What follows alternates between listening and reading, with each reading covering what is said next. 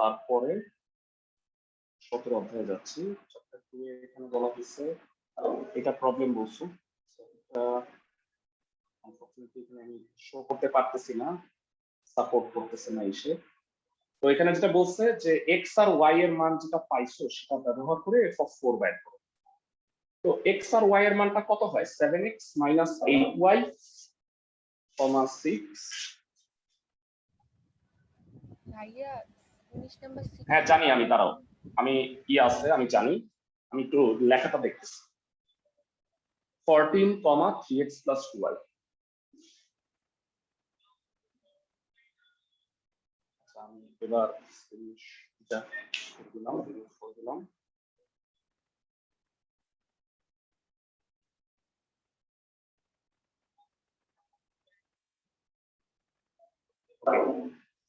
ঠিক আছে, এটা থেকে প্রথমে তোমাকে সলভ করতে হবে। এটা 26 এর ক নাম্বার। এটা ইকুয়াল টু 14 ক্রমজোড়ের শর্তানুসারে, ক্রমজোড়ের শর্ত হতে 7x - 8y = 14 আর 3x + 2y = 6। তুমি যদি চাও যে এখান থেকে মানটা নির্ণয় করতে, তাহলে আমার মনে হয় যে 2 নংকে 4 দ্বারা গুণ করে একের সাথে যদি যোগ করো 2 × 4 তাহলে কি হয়? 7x - 8y = 14, 12x + 8y = 24। So 19x will be 38, x এর মান হয় 2, x 2 হইলে 2 নং থেকে, 2 নং থেকে যেটা হবে সেটা হলো 6 + 2y = 6, তার মানে y এর মান হয় 0। এটা ক গেল। খ নাম্বারে বলা হয়েছে f of x হচ্ছে px + y + 1, px minus plus y minus 1, নাকি ঠিক বলছি? দেখো তো এটা কি ঠিক আছে ক্লাসের সবাই?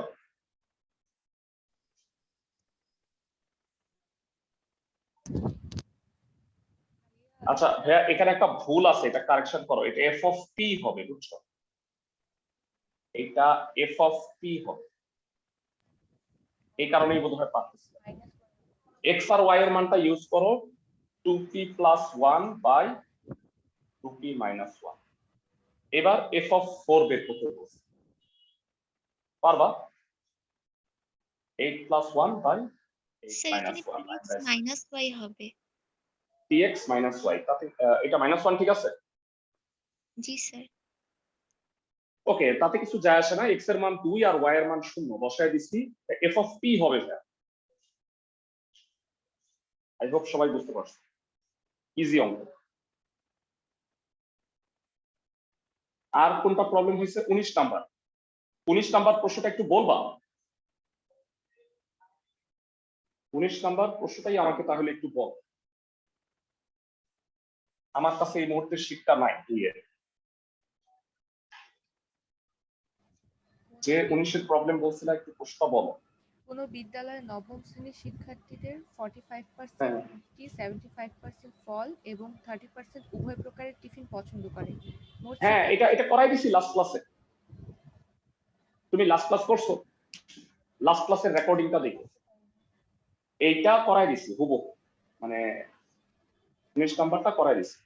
যারা লাস্ট ক্লাসটা করছো লাস্ট ক্লাসের ভিডিওটা দেখো, লাস্ট ক্লাসে হচ্ছে 31 নাম্বার ক্লাস। আর কোনো প্রবলেম আছে দুইয়ে? স্যার 15 খ নাম্বারটা। 15 খতে কি বলছে বলো, প্রশ্নটা বলো। স্যার ফাংশন অফ x সমান x² - 2ax + a + b * a - b। Function of x এর কোন মানের জন্য ফাংশন অফ x সমান 0 হবে? এই f of x প্রশ্ন মতে 15 খয়টা সোজা। প্রশ্ন মতে f of x = 0, এখান থেকে x এর মানটা বের করতে হবে। x² - 2ax, আর এটা কি হয়? a + b * a - b, a² - b²। তো প্রথম তিনটায় হয় x - a whole square - b²। a² - b² এর ফর্মুলা কি? a + b a - হয় অথবা করলে এক্স এর দুটা মান আসবে, a মাইনাস বি একটা আর a প্লাস বি। বুঝছো?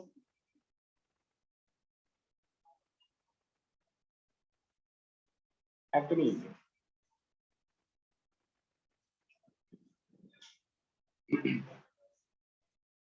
আর ফার্দার প্রবলেম থাকলে জানাতে পারো। হ্যাঁ, 32-এর খ বলতে চাচ্ছ, প্রশ্নটা কি একটু আমার কাছে দাঁড়াও, আমি আমি আমি কালেক্ট করি, আছে আমার কাছে, কষ্ট করে খুঁজে দেখো।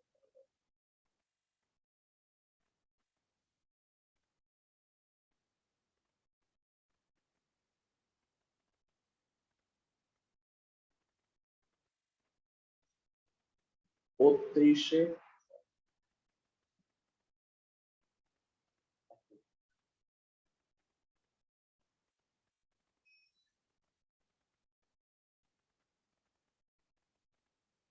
ওকে, আমি এবার একটু পাইছি, এবার আমি একটু শো করতেছি স্ক্রিনে। 32-এ খ পারোনি।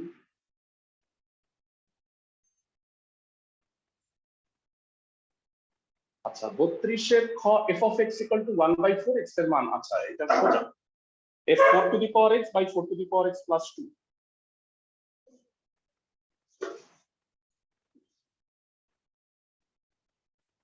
32 এর খ, আমি গ নাম্বারটা বোধহয় করাই দিচ্ছি।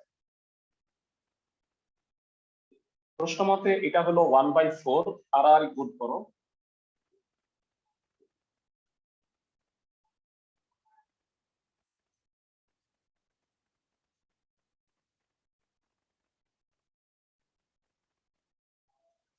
হ্যাঁ, এটা একটু, হ্যাঁ একটু সমস্যা হইলো, সূচকের সাহায্যে করতে হবে প্রবলেমটা। এটা এখানে পাঠায় দাও। 4 to the power x হচ্ছে 2/3। এখান থেকে x এর মান বের করতে হলে লন নিতে হবে তোমার, লগ। লগ নাও বা লন নাও, তোমার ইচ্ছা।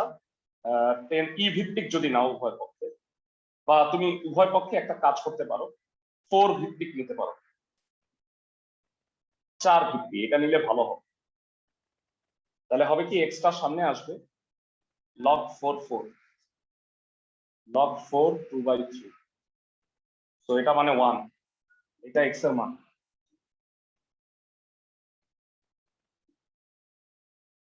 x হচ্ছে log 4 বেস 2/3। বুঝছো ম্যাথটা?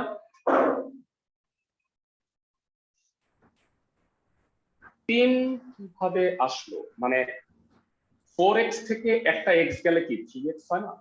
মানে 4 into 4 to the power x থেকে একটা 4 to the power x বিয়োগ করলে 3 into 4 to the power x হয় না? বামে নিয়ে গেছি।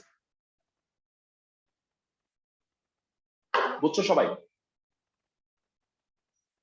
আর প্রবলেম থাকলে বলে নিতে পারো, কারণ আমরা তোমাদের এই কোর্সের ক্লাসটা আসলে আপাতত বন্ধ রাখ। এর পিছনে রিজন হইলো, আমার মোটামুটি 17 যদি পড়াই, মোরলেস আমাদের একবার রিভাইজ হয়ে গেছে, প্রতিটা চ্যাপ্টার আমরা রিভাইজ করছি। এরপরে ফার্দার যদি তোমাদের ঈদের পরে আমরা গভর্নমেন্টের নির্দেশনা একটু দেখি, তোমরা যেটা করবা ভাইরা ভালো করে শোনো, এই রমজানের মধ্যে খণ্ড 3টা পরীক্ষা বাকি আছে তোমাদের। আমি অত্যন্ত দুঃখিত, আমি মানে আসলে কি রমজানে অনেক ব্যস্ততার কারণে কোশ্চেন গুলা করতে পারি না। আমি উইকলি একটা করে কোশ্চেন তোমাদের গ্রুপে দিয়ে দিব, চ্যাপ্টার 3, চ্যাপ্টার 2 এবং লাস্টে চ্যাপ্টার 17 জেনারেল ম্যাথে। এই পরীক্ষাগুলো তোমরা দিবা রমজান মাসে, এবং রমজানের পরে দেখি গভর্নমেন্টের ইস্যু থেকে আমার ইচ্ছা আছে তোমাদের 4টা ফুল পরীক্ষা নিব, 2টা জেনারেল ম্যাথ, 2টা হায়ার ম্যাথ, মানে ফুল সিলেবাসের উপর। আর আমাদের গ্রুপটা থাকবে, তোমরা গ্রুপে যে কোনো প্রবলেম ডিসকাশন করতে পারো, প্রবলেম থাকলে ছবি তুলে আমাকে পাঠাবা, আমি সেগুলো ইনশাল্লাহ সলভ করে দিব। ফাইন, তাহলে আমরা 17 অধ্যায়ে চলে আসতেছি, পরিসংখ্যানে। এখান থেকে কতগুলা সিকিউ এমসিকিউ আমরা সলভ করব। তোমাদের শীটটা গ্রুপে দিয়ে দিছিলাম, পাইছো সবাই? গ্রুপে কিন্তু আমি পরিসংখ্যানের শীটটা দিয়ে দিছিলাম সাবজেক্টিভ অধ্যায়। আর পাশাপাশি তোমরা লকডাউন শেষ হওয়ার পরে তোমাদের কারো যদি শীটগুলা নেওয়া বাকি থাকে, অবশ্যই কোচিং থেকে নিয়ে যাও। হ্যাঁ, আর অবশ্যই যে পরীক্ষাগুলো দিবা এটার হার্ড কপি কোচিং এ জমা দিই, কারণ আমি খাতাগুলো ফিজিক্যালি দেখতে চাই, বুঝছো? মানে ছবি তুলে আমাকে পাঠাও আপাতত, কিন্তু যখন কোচিং এ আসবা হার্ড কপি গুলো জমা দিই। যারা হার্ড কপি গুলো জমা দিচ্ছ তাদের খাতা কিন্তু আমি অলরেডি দেখে রাখছি, যাওয়ার সময় তোমরা নিয়ে যেতে পারো, যেদিন আসবা ওই দিন নিয়ে যেতে পারো। 17 অধ্যায় থেকে ভেড়া খুব বেশি আমার পড়ানোর কিছু নাই, কিন্তু কয়েকটা জিনিস আমি একটু পড়াই দিতে চাই। তো সেটা একটু দেখো। এই 9 নাম্বার সিকিউটা, 9 নাম্বার সিকিউতে বলা হয়েছে 76 জন শিক্ষার্থীর প্রাপ্ত নম্বরের গণসংখ্যা নিবেশন সারণী দেওয়া হয়েছে। তো প্রচুরক শ্রেণীর মধ্যমান নির্ণয় করতে বলছে পথে। প্রচুরক শ্রেণী কোনটা ভাইয়া বলো? 51 থেকে 60, মানে যেখানে উপাত্তের মান সবচেয়ে বেশি সেটাকে প্রচুরক শ্রেণী বলা হয়। সবাই কি জানি?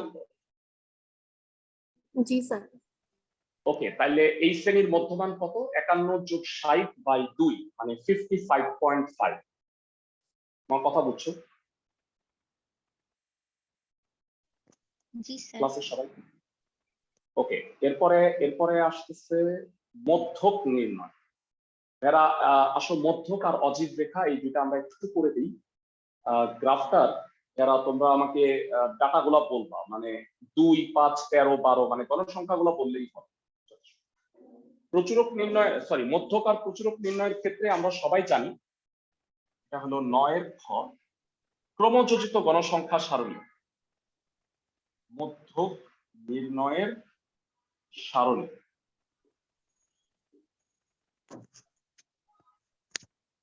আমাদের ক্রমযোজিত গণসংখ্যা লাগে, 3টা কলাম দিলেই চলবে। ব্যাপ্তি বা প্রাপ্ত নম্বর আর কি, এটা যেটাই বলো একই কথা। প্রাপ্ত নম্বর, গণসংখ্যা, আর ফাইনালি হলো ক্রমযোজিত গণসংখ্যা। তো এখানে অনেকগুলা উপাত্তই আছে, 1 থেকে 10, 11 থেকে 20, 21 থেকে 30, 31 থেকে 40, 41 থেকে 50, 51 থেকে 60, 61 থেকে 70, 71 থেকে 80,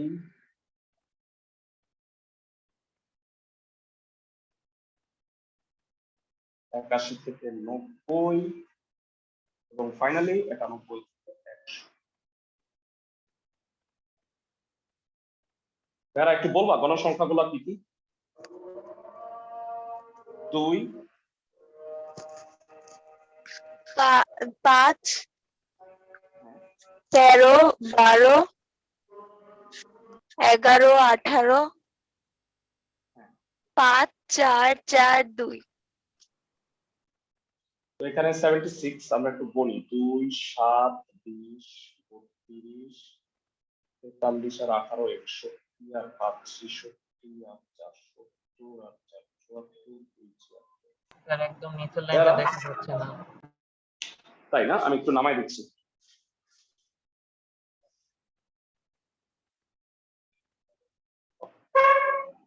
তো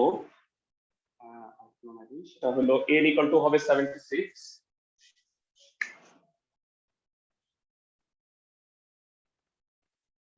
এবার আমাকে বলো কোনটা মধ্যক শ্রেণী ভেড়া? শ্রেণী কেমনে বের করে? আমার যেহেতু নিচে জায়গা নেই, আমরা পাশে করছি। n/2 মানে 78/2, 39। বলো 39 কোথায় অতিক্রম করছে? এইটা। তার মানে মধ্যক শ্রেণী হলো এইটা। এরা সবসময় কিন্তু মধ্যক শ্রেণী আর প্রচুরক শ্রেণী একই হবে না, সবাই ভালো করে বুঝো। মধ্যক শ্রেণী হলো মানে তুমি মোট উপাত্ত, ভালো করে শোনো, মোট উপাত্ত কে 2 দিয়ে ভাগ করবা। 2 দিয়ে ভাগ করার পরে দেখবা যে ক্রমযোজিত গণসংখ্যায় ওই মানটা অতিক্রম করছে কোথায়, 41 থেকে 50। তাহলে আমাকে বলো মধ্যক শ্রেণীর নিম্ন সীমা কত হবে? মধ্যক শ্রেণীটা হইল 41 থেকে 50।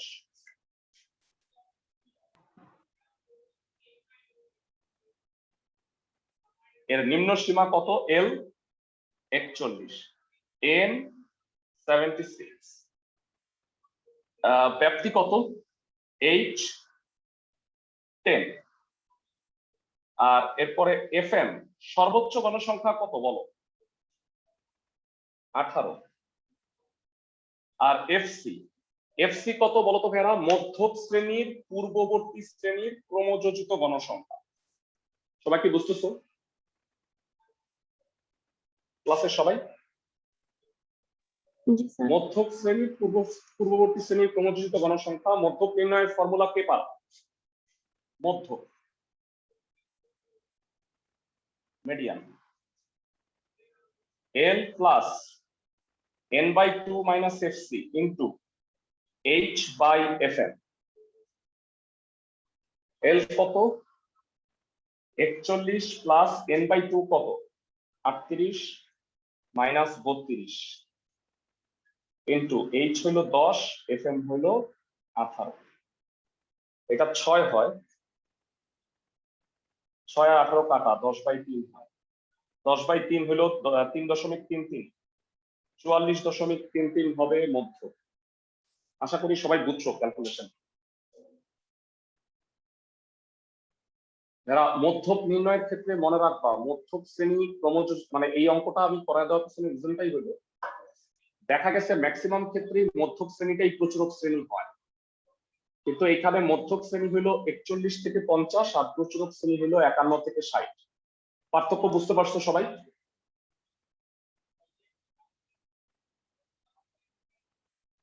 যারা তোমাদের কাছে জানতে চাই ক্লাসে কে কে বলতে পারবা এই অঙ্কটাই যদি প্রচুরক নির্ণয় করতে বলতো তাহলে তোমরা কিভাবে করতে? সাপোজ মানে হুবহু এই অঙ্কটাই তোমাকে প্রচুরকটা নির্ণয় করতে বলতো, সেক্ষেত্রে তুমি প্রচুরক শ্রেণী কত লিখতা? 51 থেকে 60। 51 থেকে 60। Very good.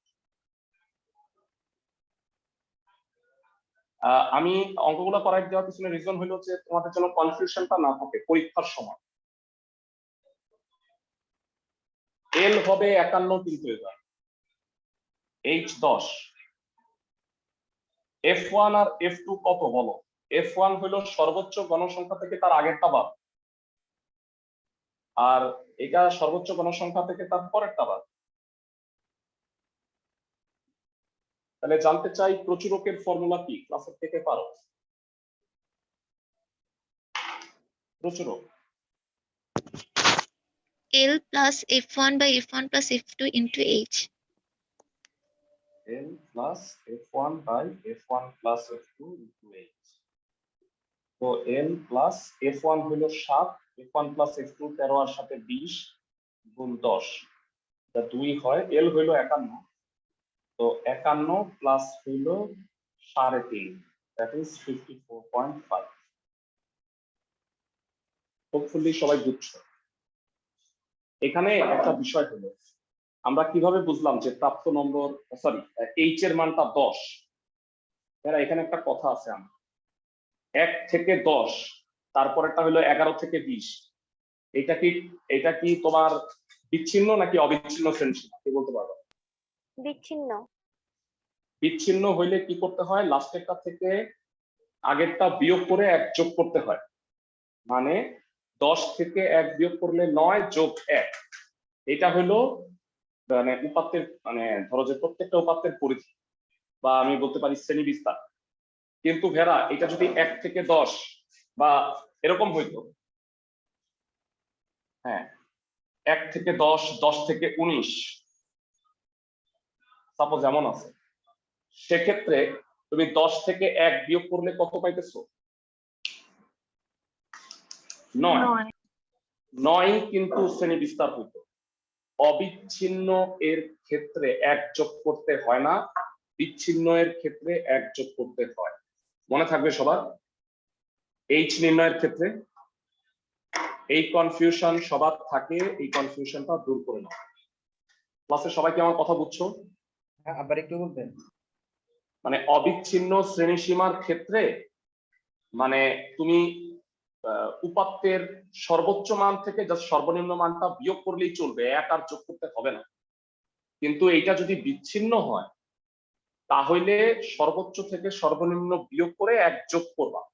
তোমাদের কি মনে আছে এটাকে বিচ্ছিন্ন মানে অবিচ্ছিন্ন করে কিভাবে, কেউ বলতে পারবা?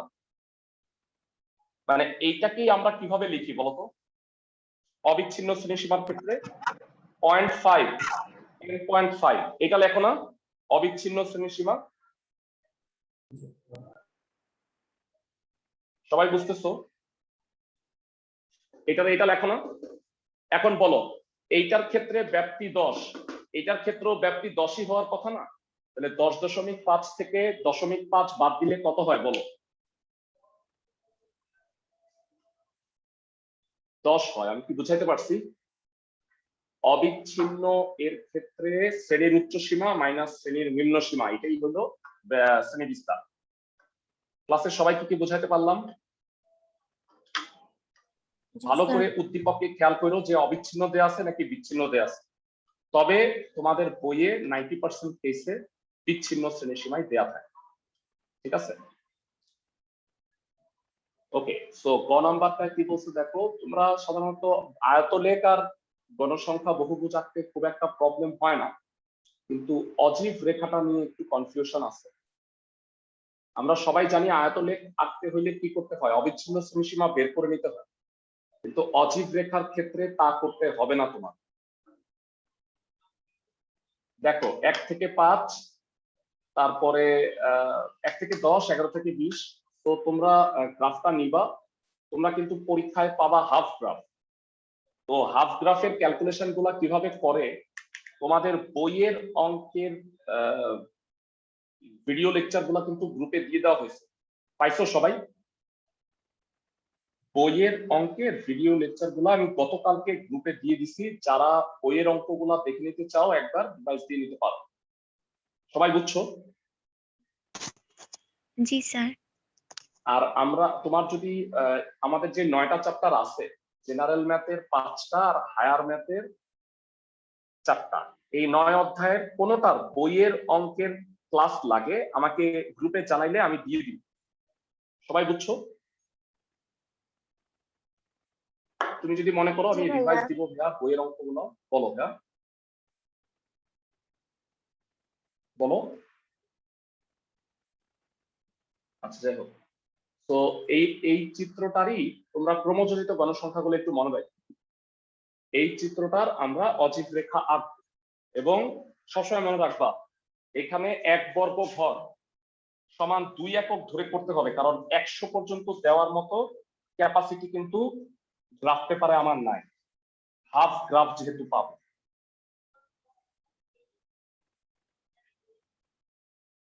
আচ্ছা, তো অজীব রেখার জন্য ওই একই কথা, মানে ক্রমজনিত গণসংখ্যা সারণী দ্বিতীয়বার আর আঁকবো না,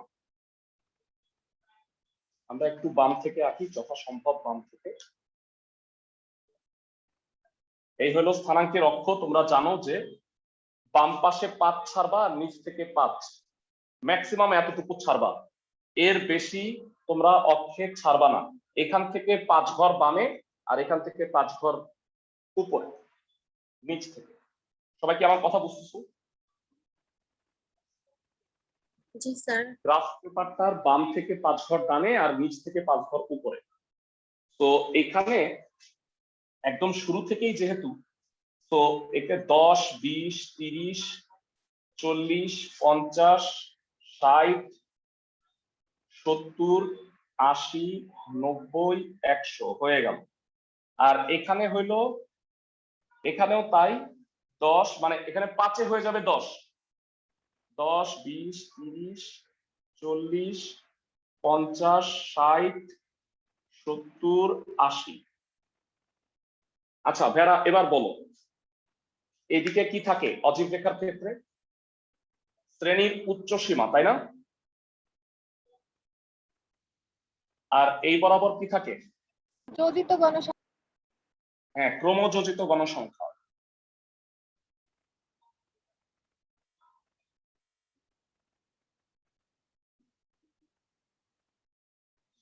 আচ্ছা এবার জানতে চাই তোমাদের কাছে, 10-এর ভ্যালু ছিল 2 বোধ হয়, তাই না ভাইয়া? 10-এ, জি ভাইয়া। আচ্ছা 20-এ কত হবে? 7 মনে হয়, তাই না? হ্যাঁ 7 হ্যাঁ, তারপরে 30-এ কত? 20 30-এ 20, তারপরে 40-এ কত? 32 32। ওকে, এই 30 32 এভাবে বুঝে বুঝে বসাবা। তারপরে 40-এ কত? 43 43। 30-এ 40-এ তো না, 50-এ 43, তাই না ভাই? হ্যাঁ 50-এ 43 না? হ্যাঁ, 60-এ কত? 60-এ হলো 61 61 বোধ হয়। হ্যাঁ 61। 61 হ্যাঁ, 70-এ কত? 66 66। 80-তে কত? 70 80-তে 70। 90-এ 74 74, আর ফাইনালি 100-তে হইলো 76, তাই না? জি ভাইয়া। তো এই গ্রাফটা এরকম হবে। শোনো, এইটা 10 ঘর পিছনে না, এটা কি তার 10 ঘর পিছন থেকে স্টার্ট করবা, মানে যদিও 1 থেকে 10 হয়েছে, তুমি স্টার্টিংটা 0 থেকেই করবা। মানে নিয়ম হইলো এইভাবে, যেভাবে পিছনে আসতেছে, মানে 10 20 10 আর একটা 0 হয় না, তাহলে তুমি 0 থেকে স্টার্ট করবা, 1 থেকে স্টার্ট করার দরকার নেই। সবাই কি আমার কথা বুঝছো?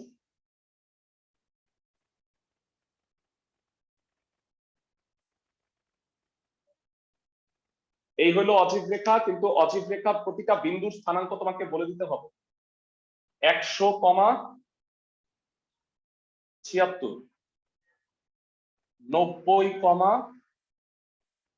কত ছিল? 74, 80, কত ছিল বেড়া?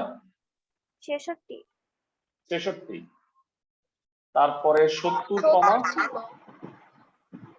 70 ছিল, হ্যাঁ, আর 70, 66, হ্যাঁ 60, কত ছিল? 61 61, 50, 43, 40, 32, 32 এরপরে 20 30, 20, 20, 20, 7, 10, 2। এরা বিন্দুগুলা কিন্তু উল্লেখ করতে হবে এবং স্কেল উল্লেখ করতে হবে তোমাদের। তুমি যদি এটা গ্রাফে আঁকো, এক্স ও ওয়াই অক্ষে ক্ষুদ্রতম 1 বর্গ ঘর সমান 2 একক ঘর। ভেরা, তুমি যদি তোমার গ্রাফটায় আঁকো, তাহলে এক্স ও ওয়াই অক্ষে ক্ষুদ্রতম 1 বর্গ ঘরকে 2 একক ধরতে হবে, আদারওয়াইজ তোমার গ্রাফে আঁকবে না। বুঝতেছো ক্লাসের সবাই? অজীব রেখাটাকে বুঝছো? জি স্যার। আর ভাইরা, তোমরা সবাই জানো যে পরিসংখ্যান থেকে আমাদের একটা অ্যান্সার করতেই হবে, এবং সবচেয়ে বেশি সম্ভাবনা তোমাদের পরীক্ষায় আসার এটাই হলো অজীব রেখা। এই কারণে এটা করাই দিলাম। আয়তলেখ আর গণসংখ্যা বহুভুজ খুবই ইজি, মানে শ্রেণী মধ্যবিন্দু। তবে তার আগে কি বের করে নিতে হয় বলো? অবিচ্ছিন্ন শ্রেণীসীমা বের করে নিতে হয়। আমার মনে হয় আরেকটা অঙ্ক আমরা যদি দেখাই দিই, that will be good for you। গণসংখ্যা বহুভুজ বা আয়তলেখ আছে, দেখো ম্যাক্সিমাম ক্ষেত্রে অজীব রেখাই আছে, প্রচুর অঙ্কে অজীব রেখা আসছে। তো আমরা এমন একটা ম্যাথ করি যেটাতে বাকি দুটা টার্ম আমাদের করা হয়ে যাবে, সেটা হলো 10 নম্বরে ক্রমযুক্ত গণসংখ্যার সারণী পারবা। আমি খ আর গ নাম্বারটা দেখে দিচ্ছি। মানে আয়তলেখ ব্যবহার করা ছাড়া গণসংখ্যা বহুভুজ আঁকতে হবে। সবাই কি বুঝতেছো? অনেকেই কি করে, মানে আয়তলেখ একে মধ্যবিন্দু গুলো যোগ করে করে তারপরে গণসংখ্যা বহুভুজ আঁকে। এইটা করা যাবে না। সবাই কি আমার কথা বুঝতেছো ক্লাসের সবাই? জি স্যার। ওকে, সংক্ষিপ্ত পদ্ধতিতে গড় নির্ণয় এবং গণসংখ্যা বহুভুজ এদের যদি করায় দিই, তাহলে আমার মনে হয় যে পরিসংখ্যানে আর তেমন কিছু বাদ থাকে না। এমসিকিউ গুলা সলভ করতে হবে আমার। 41 থেকে তোমরা খালি গণসংখ্যা গুলো আমাকে মনে করে বই। 10 নাম্বারটা একটু দেখে নিচ্ছি।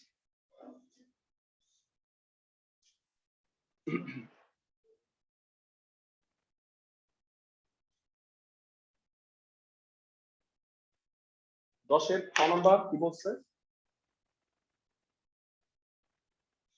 তোমাদের আজকে আমাদের ক্লাস হচ্ছে ক্লাস নাম্বার 32। তোমাদের এই সেশনের মানে আমি যে রিভিশন ক্লাসগুলো নিচ্ছি সেটা আজকে শেষ করে দিচ্ছি আমি। ঈদের পরে আমরা সরকারের পরীক্ষার ঘোষণাটা দেখে নিই, সেই অনুযায়ী ফুল মডেল টেস্ট গুলা দিব এবং ফুল মডেল টেস্টের সময় বা তার আগে ক্লাসের পরে নিব সলভ ক্লাস, আর আগে তোমাদের প্রবলেম সলভিং ক্লাস দিব, সেটা আমি জানাই দিব। কিন্তু আগে আমরা ঈদের পরে দেখতে চাই যে সরকার তোমাদের পরীক্ষার ব্যাপারে মানে কবে পরীক্ষা হবে, স্কুল কবে খুলবে, এরকম একটা নোটিশ আমরা আগে পেয়ে নিতে চাই। তোমরা পড়াগুলা ছাড়বা না, তোমরা হইলো যে এই রমজানের মধ্যে 3টা পরীক্ষা আছে খণ্ড, এই যে 17, তার আগে 2 আর তার আগে 3, এই 3টা পরীক্ষা আমি 3 সপ্তাহে তোমাদের নিব। সবাই কি বুঝতেছো আমার কথা? ক্লাসের সবাই? জি স্যার। কিন্তু ক্লাস হবে ঈদের পরে, আমি সেটা তোমাদের গ্রুপে জানাই দিচ্ছি। ওকে, এবার সংক্ষিপ্ত গড় নির্ণয়ের সারণীটা একটু দেখ।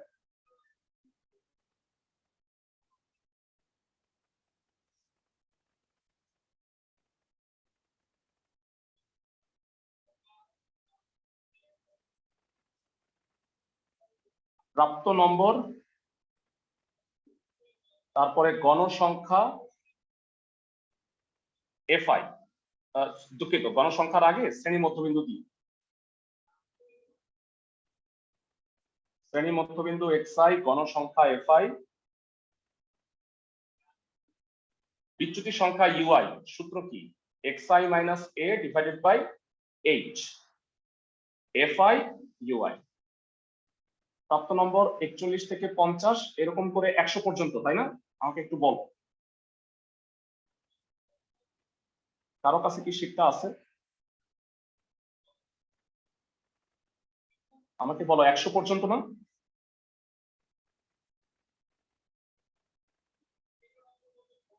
আমি একটু দেখে আসি। জি স্যার। হ্যাঁ, 100 পর্যন্ত।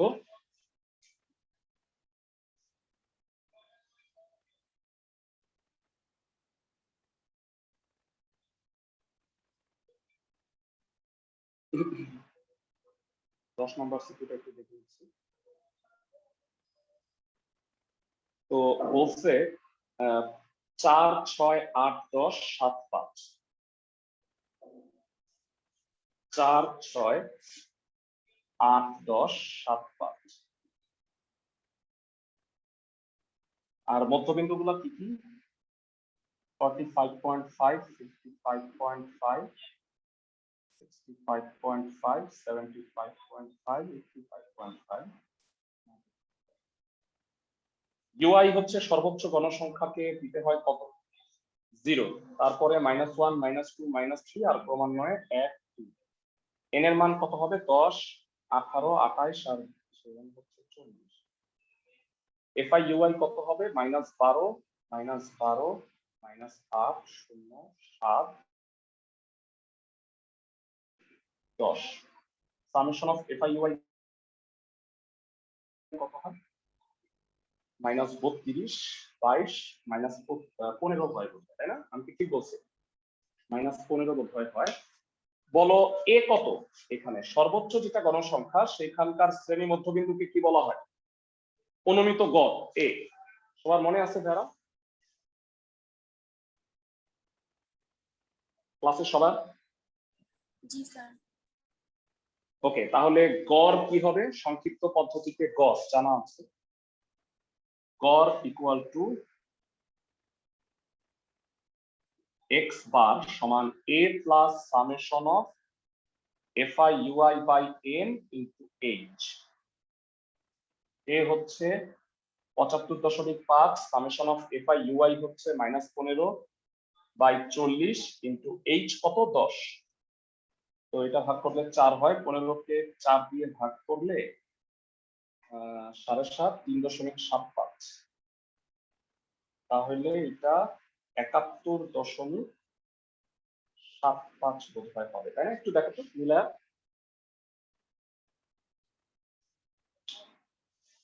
যারা একটু জানাও যে এটা ঠিক আছে কিনা।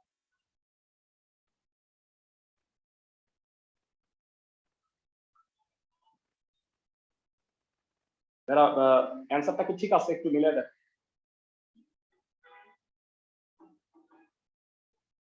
ক্লাসের সবাই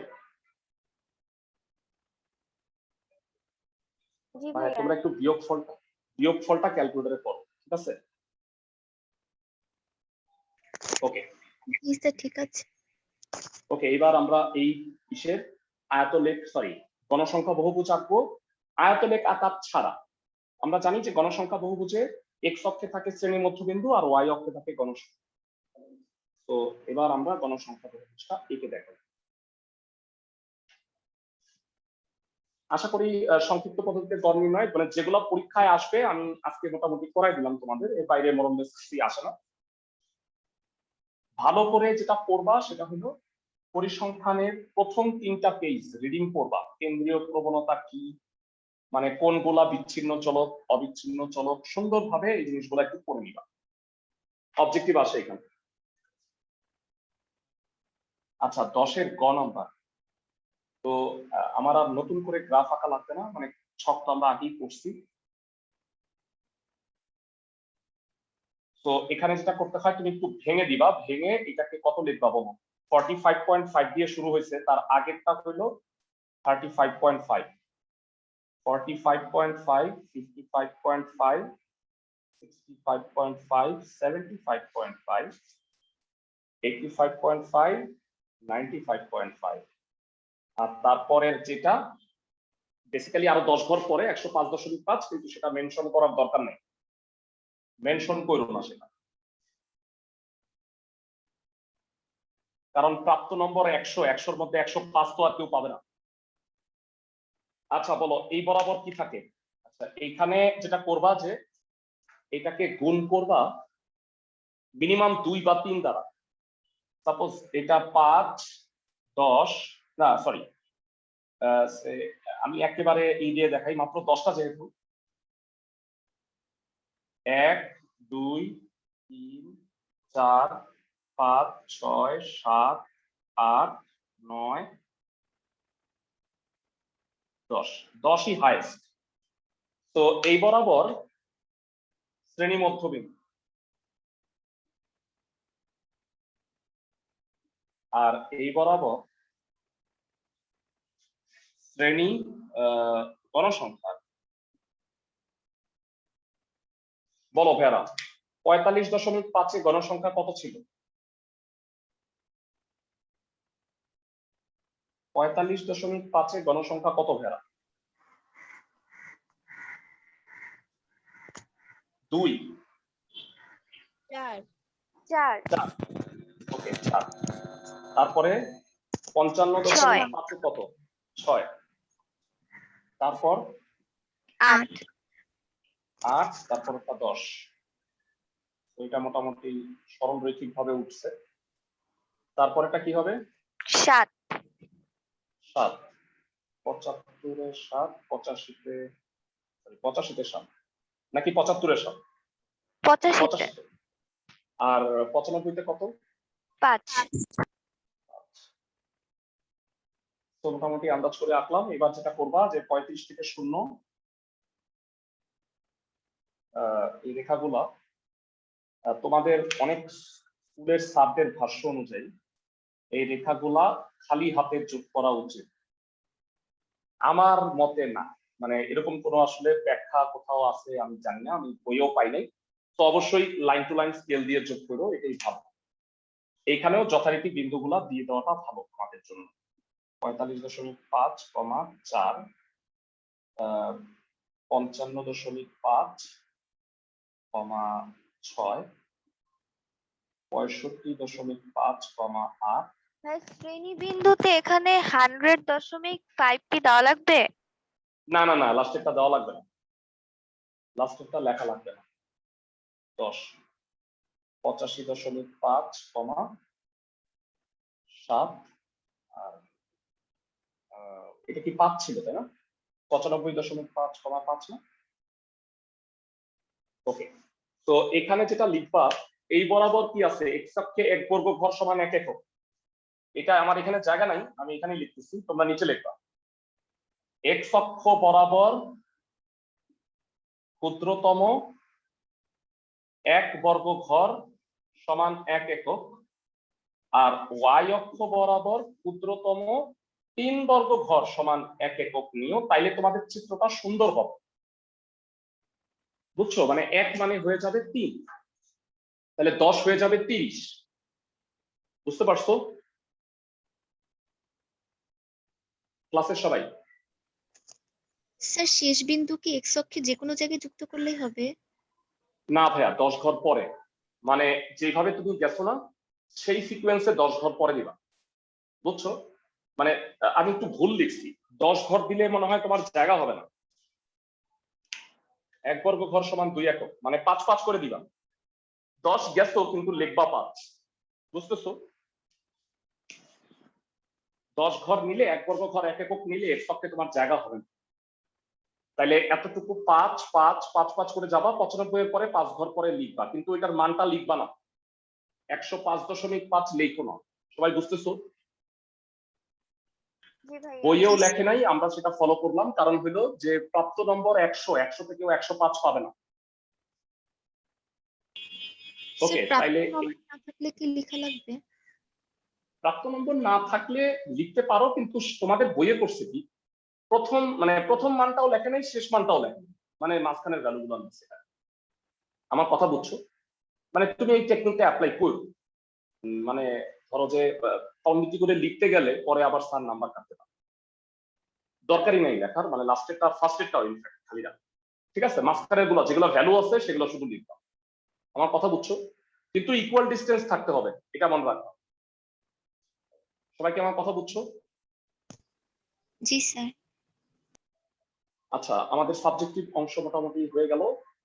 বাকি সিকিউ গুলো একটু সলভ করবা, এমসিকিউ কয়েকটা একটু দেখে নিচ্ছি। যে এমসিকিউ গুলো মনে হবে যে আমার কাছে আনকমন, সেগুলো একটু দেখি। সোজা গুলা করবো না, 38 নাম্বারটার অ্যান্সার বল।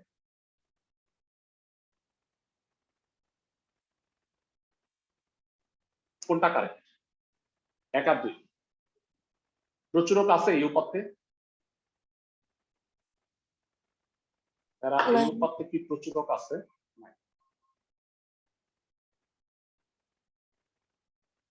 আচ্ছা, 55 থেকে 57 অ্যান্সার করো, উদ্দীপকটা পড়লাম। একজন বাড়িতে 9 জন লোকের বয়স দেয়া আছে, ক্রমান্বয়ে ছোট থেকে বড়। উপাত্তের পরিসর কত? 59 থেকে 25 বাদ দিবা, যোগ 1।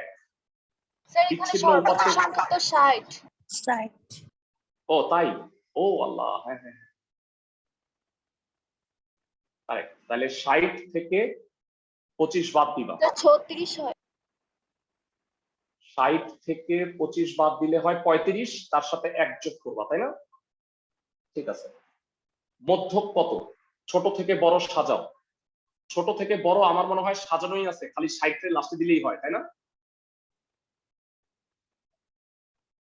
তাইলে এখানে মোট 9 জন, তাহলে বলতো মাঝখানের জন কত নাম্বার? ও না না, একটু উল্টাপাল্টা আছে, 47 আগে হবে 50 এ। হ্যাঁ, তাইলে মধ্যক হবে 47। সবাই কি বুঝতে পারো? ছোট থেকে বড় সাজায় লিখে 5 নাম্বার সংখ্যাটা 47 হয়, তাহলে উত্তর হবে 47। বলো, শ্রেণী ব্যবধান যদি 10 হয় আর উপাত্তের পরিসর হলো 36, শ্রেণী সংখ্যা কয়টা হবে? স্যার 4 হবে। 4 হবে। গুড। আনকমন অবজেক্টিভ গুলো সলভ করবো, কমন গুলো কইরা লাভ নাই, এগুলো পাবা। হ্যাঁ, বলো 61 থেকে 63 অ্যান্সার দাও।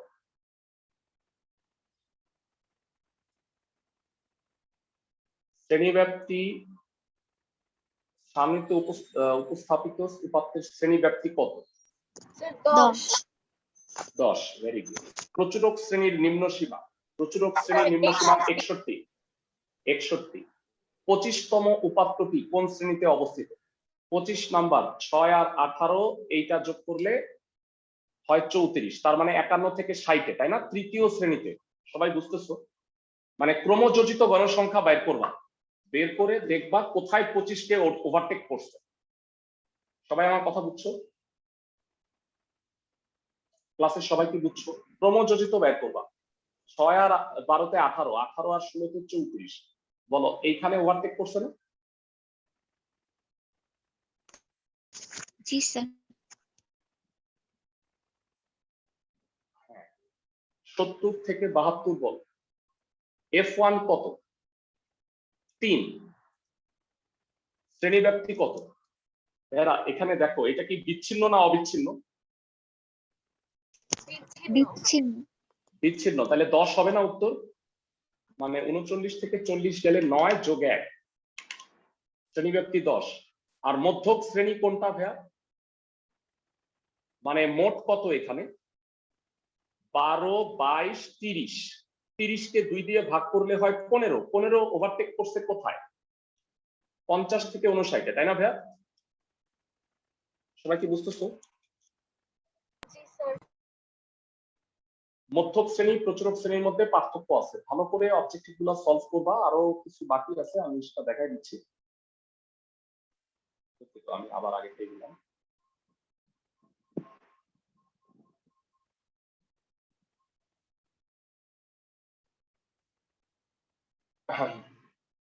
এই যে ভাইয়া, এই যে এই সংজ্ঞাগুলা মুখস্থ কইরো। 1 নাম্বার আর 2 নাম্বারের অ্যান্সার কত গুণ?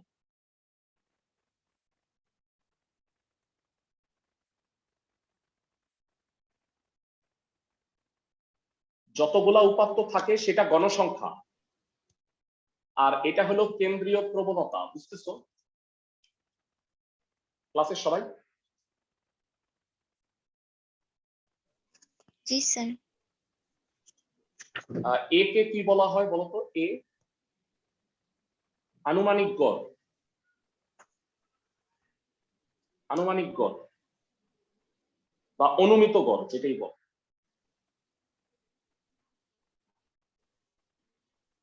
এরা এফসি দ্বারা কি বোঝায়? যোজিত, কিউমুলেটিভ ফ্রিকোয়েন্সি, যোজিত গণসংখ্যা। মধ্যক শ্রেণীর পূর্ববর্তী শ্রেণীর যোজিত গণসংখ্যা, তাই না?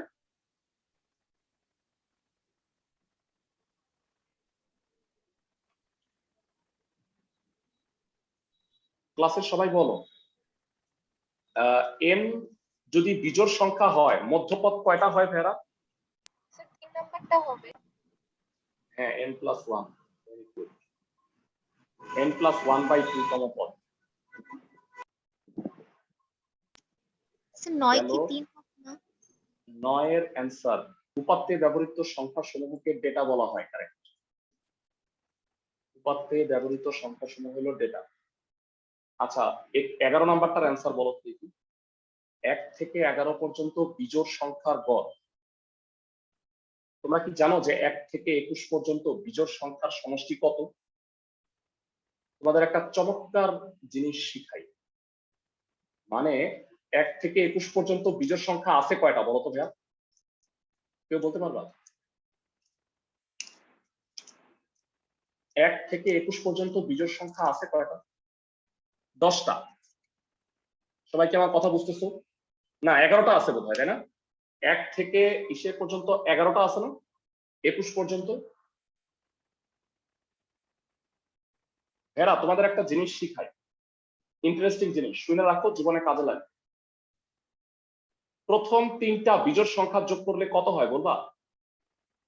প্রথম 3টা বিজোড় সংখ্যা যোগ করলে কত হয়? 9। 9। 3 স্কয়ার। প্রথম 4টা বিজোড় সংখ্যা যোগ করলে কত হয় হেরা? প্রথম 16। 16 মানে 4 স্কয়ার। প্রথম 5টা বিজোড় সংখ্যা যোগ করলে কত হয়? 25। 5 স্কয়ার। প্রথম 11টা বিজোড় সংখ্যা যোগ করলে কত হবে?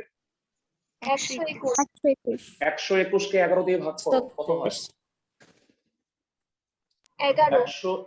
111 হবে অ্যান্সার। সবাই কি বুঝতেছো? প্রথম n সংখ্যক বিজোড় সংখ্যার সমষ্টি n স্কয়ার। কয়েকটা জিনিস লিখে দিই, তোমাদের কাজে লাগবে জীবনে।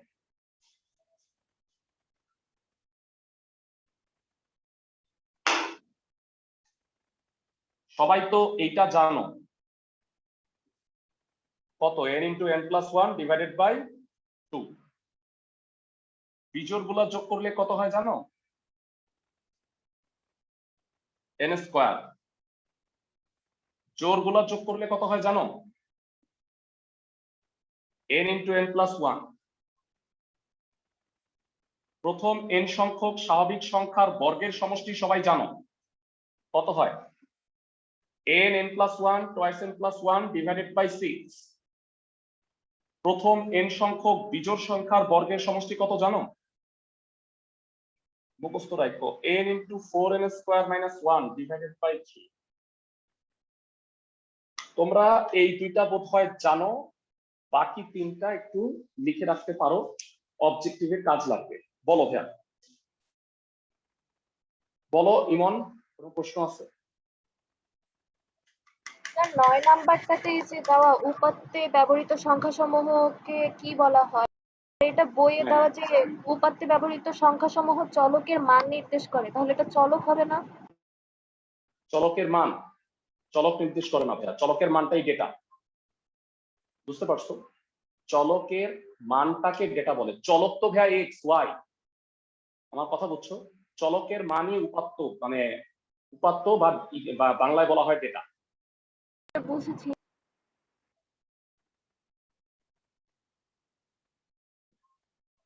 আচ্ছা, আয়তলেখ অঙ্কনের জন্য শ্রেণীব্যাপ্তি কেমন হইতে হবে? অবিচ্ছিন্ন। বুঝছো? 14 নাম্বারটার অ্যান্সার বলো তো, দারুণ প্রশ্ন। 1 থেকে 22 পর্যন্ত 3 দ্বারা বিভাজ্য সংখ্যাগুলির মধ্যক কত? 3, 6, 9, 12, 15, 18, 21। কয়টা আছে? 1, 2, 3, 4, 5, 6, 7, 12 হবে অ্যান্সার। বুঝছো? সাজায় লিখবা, 7টা আছে এর মধ্যে। ওকে, কমন প্রশ্ন প্রত্যেক বছরই মনে হয় বোর্ড পরীক্ষায় আসে। কোনটি বিচ্ছিন্ন চলকের উদাহরণ বলো? 16 নাম্বার। বিচ্ছিন্ন চলক কোনটা? জনসংখ্যা। জনসংখ্যা, এক্সেলেন্ট। বয়স, তাপমাত্রা, ওজন, এগুলো অবিচ্ছিন্ন চলক। অজিভ রেখায় ওয়াই অক্ষ বরাবর কি দাও? ক্রমযোজিত গণসংখ্যা। ভাইয়া বাকিগুলা পারবা আমার ধারণা, মানে আর করায় লাভ নাই। এইখানের মধ্যে যদি কোনোটা না পারো, ঠিক আছে, মানে 1 থেকে 76 পর্যন্ত আছে, কোনোটা যদি না পারো গ্রুপে আমাকে বলো। আমি মানে তোমরা একটা কাজ করবা কি, যে ভাইয়া প্রত্যেকটা অধ্যায়ের আমি যে শীটগুলো দিছি, এমসিকিউ এর অ্যান্সার গুলো আমাকে সাবমিট করো, আমরা ফাইনালি সবগুলা মিলাই দিব। সবাই বুঝছো আমার কথা? এমসিকিউ এর মানে অ্যান্সার গুলো আমাকে সাবমিট করো সবাই। 9টা অধ্যায়ের যে সিকিউ এমসিকিউ গুলো দিচ্ছি, সিকিউ লাগবে না, সিকিউ তো আমরা সলভ করছি ক্লাসে। তো তোমাদের সাথে আমি আজকে যেহেতু মানে ঈদের আগে শেষ ক্লাস, তোমাদের সাথে একটু আলাপ করে নিতে চাচ্ছি যে এসএসসি পরীক্ষার পড়াটা তোমরা চালায় যাও। এসএসসি পরীক্ষা মানে শেষ পর্যন্ত বাংলাদেশের পরিস্থিতিতে হয় কি না হয় আমি জানি না, কিন্তু তোমাদের অ্যাডমিশন টেস্টে কিন্তু মানে কিছু কিছু কলেজে অ্যাডমিশন টেস্ট হয় তোমরা জানো। আর যদি মানে পরীক্ষাটা নাই হয়, সেক্ষেত্রে হয়তো অনেকে এ প্লাস পাইলা, কিন্তু মানে কিছু একটা ঝামেলাও হবে কি, অনেকের জেএসসি রেজাল্ট খারাপ হয়েছে কিন্তু এসএসসি তে ভালো পড়াশোনা করছিলে, পরীক্ষাগুলো হইলে হয়তো এ প্লাস পাইতা। তো এদের জন্য আমার খারাপ লাগে যে পরীক্ষাটা না হইলে মানে এদের দেখা যাবে যে রেজাল্টটা কি হইলে। এই কারণে দোয়া করো যে পরীক্ষাটা যেন হয় কম সিলেবাসে, পরীক্ষাটা হইলে সঠিক মূল্যায়ন হইলে সবাই ইনশাল্লাহ এ প্লাস পাবা। আর পড়াশোনাটা রেগুলার চালায় যাও, ঠিক আছে? সবার কাছে এটা রিকোয়েস্ট। তোমাদের অধ্যায় ভিত্তিক পরীক্ষার কোশ্চেন গুলো আমি পার উইক একটা করে কোশ্চেন গ্রুপে দিয়ে দিব। তোমরা কিন্তু পরীক্ষাগুলো সাবমিট করো, আগে অনলাইনে সাবমিট করো। আর যদি কোচিং এ আসো তাহলে অবশ্যই মানে খাতাগুলা নিয়ে এসো, আমি ফিজিক্যালি খাতাগুলো দেখে দিই। বুঝছো সবাই? ভালো স্যার থাকো সবাই, সুস্থ থাকো। বলো, আর কোনো প্রশ্ন আছে? স্যার এরকম কোশ্চেন যে গণসংখ্যা নির্ণয়ের জন্য সবার আগে কি নির্ণয় করতে হয়? শ্রেণীব্যাপ্তি হবে নাকি পরিসীমা হবে?